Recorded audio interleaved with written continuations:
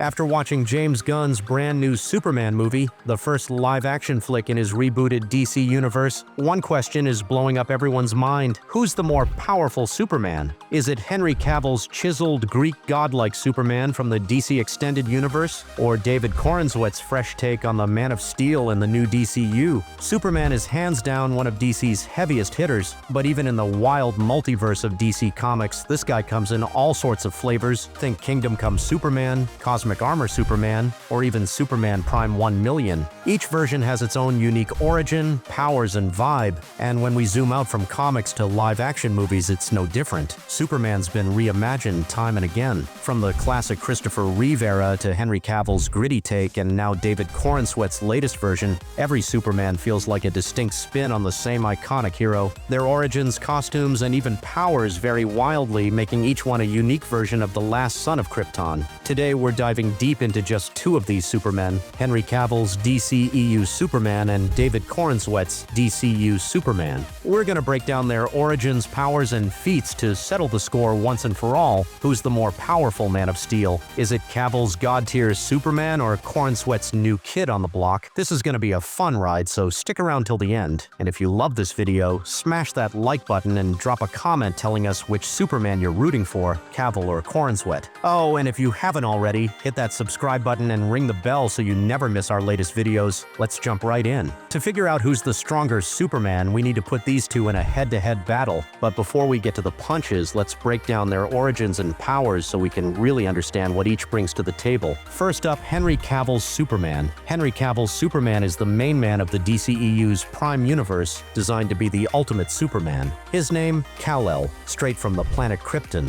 When Krypton was on the verge of destruction, Kal-El's parents shipped him off to Earth with a mission: protect this new planet, because it's your home now. Raised by the Kents in Smallville, they named him Clark Kent, and as he grew up, his powers started to kick in big time. Eventually, he became Metropolis's guardian and earned the name Superman. But here's where it gets heavy. His adoptive father, Jonathan Kent, dies in a tornado when Clark is in his late teens, around 21 or 22. Clark could have saved him, but Jonathan stopped him, not wanting his son's powers exposed to the world. That sacrifice hit Clark hard, and it shaped him into a hero who swears to never let anyone die on his watch, especially not in front of him. Now, Cavill's origin tweaks the classic DC comics a bit. In the comics, Jonathan Kent dies of a heart attack when Clark's in high school, not in a tornado. But when it comes to powers, Cavill's Superman is an absolute beast. As a Kryptonian soaking up Earth's yellow sun for years, he's got godlike strength, durability, and speed that rivals the Flash. He can fly, shoot heat vision that can melt anything in its path, and has super hearing, X-ray vision, and super breath. This guy's basically a walking deity, and his feats in the DCEU back that up. Let's hold that thought and switch gears to David Corenswet's Superman.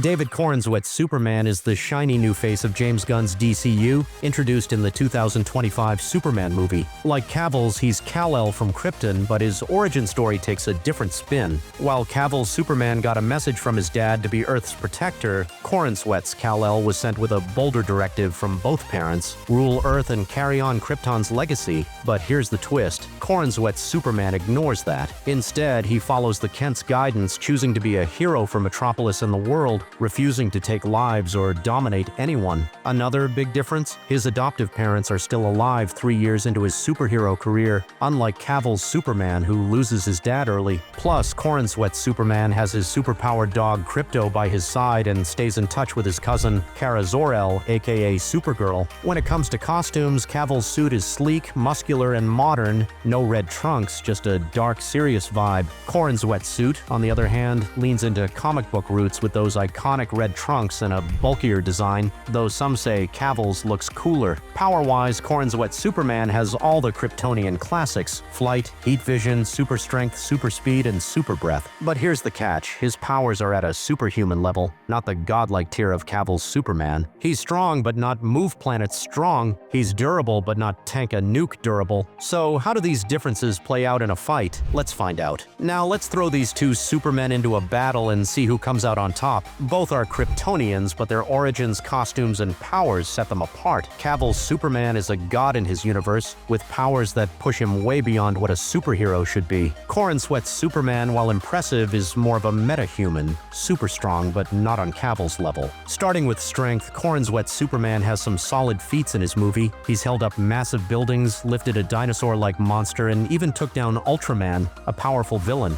Not bad, right? But stack that against Cavill's Superman, and it's no contest. In Man of Steel, Cavill's Superman lifted a ship weighing millions of tons, smashed through General Zod's world engine, and beat Zod in a fight that leveled half of Metropolis. That battle showed just how insane his strength is. Buildings were crumbling, the city was in ruins, and he still came out on top. Corenswet's fights, while epic, don't hit that scale. His toughest opponent, Ultraman, was strong but nowhere near Zod's level, who's an older, more powerful Kryptonian. Age matters for Kryptonians. The longer they soak up the yellow sun, the stronger they get. Cavill's Superman, being a bit older, has a clear edge here. On durability, Cavill's Superman is untouchable. In all his DCEU fights, he's barely been scratched. The only times he bled were against Batman and Doomsday in Batman v Superman, and both used kryptonite, Superman's biggest weakness. Without kryptonite, no one's drawn a drop of blood from him. Compare that to Corenswet's Superman, who got beat up bad by Ultraman, bloodied face, damaged organs, and 14 broken bones. Ouch. Cavill's Superman took on Steppenwolf in Justice League, a godlike being, and shrugged off his attacks like they were nothing. One super breath destroyed Steppenwolf's weapon, and a single punch sent him flying. Those same punches would have ended Ultraman in seconds. Then there's the heart of these supermen. Corenswet's Superman is a kind-hearted hero, always looking out for people and even saving animals during fights, like a dog and a squirrel in his movie. It's noble, but it can distract him in battle. Cavill's Superman, on the other hand, has a darker edge. In Batman v Superman, when a court explosion kills hundreds, he doesn't flinch. It's not that he's cold, he's just built to handle chaos without breaking. That mental toughness gives him an edge in high-stakes fights. Speed? Cavill's Superman is in a league of his own. He matched the Flash, whose speed tops light itself, in Justice League. Corenswet's Superman is fast, but there's no evidence he can keep up with that. And let's not forget Cavill's Superman took on the entire Justice League, Aquaman, Wonder Woman, Cyborg, and the Flash by himself and made it look easy. Corenswet's Superman struggled against a single cybernetic villain, the Engineer, who nearly took him out. Cavill's Superman would have mopped the floor with her. So whether it's strength, durability, speed, or feats, Henry Cavill's Superman dominates. He's older, more experienced, and his powers are on a godlike level that Corenswet's Superman just can't match yet. In a head-to-head battle, Cavill's Superman wins, hands down.